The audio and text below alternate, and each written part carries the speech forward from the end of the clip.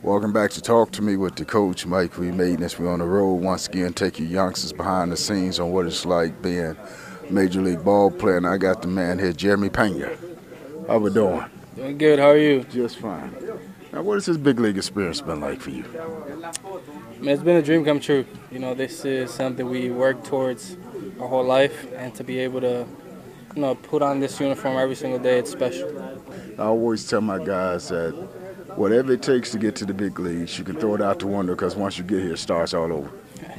Yes, sir. You know, that's what they say. Once you get up here, it's totally different. You know, you kind of have an idea of what it's like to get to the big leagues, but once you get here, you realize that that's not the case, But, it's more than I expected. You know, it's a beautiful experience, and I'm enjoying every single step of the way. So what were some of the challenges that you faced getting here? I mean, it's a tough sport. You know, the sport itself it's tough. You know, we play baseball where you fail 7 out of 10 times and you're a Hall of Famer. I moved to the States when I was 11 years old. So, I dealt with a lot of difficulty with the language, growing up and stuff like that, and finding a college that would accept me because, I didn't really have the best grades. I didn't really have the SAT scores to get in, but I knew I could play ball, So you like my guys, you was just there to play ball, that's all. Wink, wink.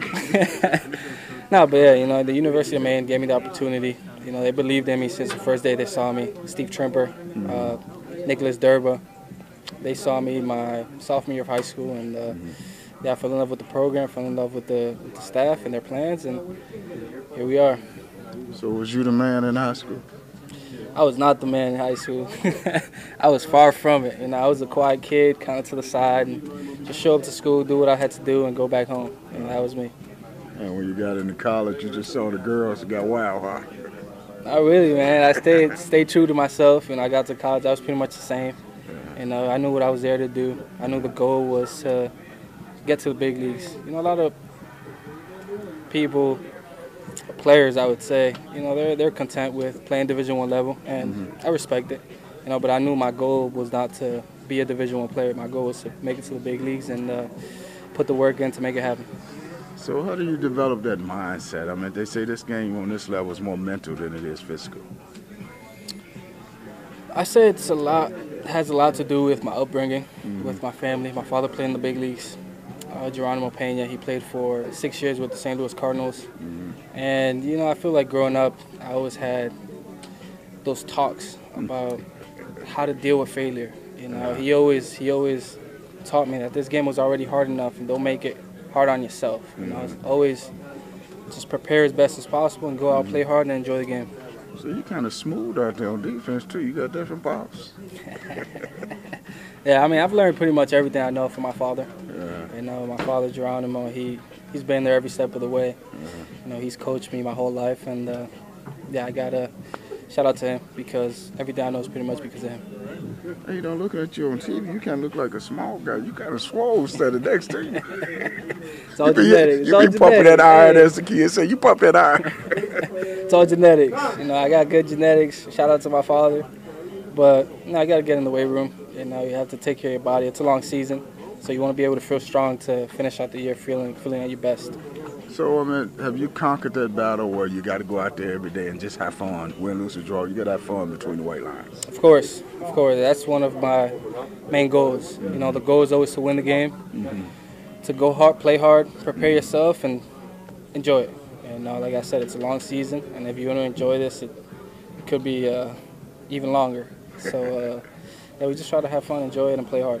Well, my motto when I was coach was loosey-goosey baseball. Loosey-goosey baseball, and at the end, leave it all out on the field at each and every game. Yes, sir. I totally agree with that. You have to be loose. That's when you're at your best, when you're having fun, when you're just playing the game, not working the game. Just play the game and make sure you always prepare yourself.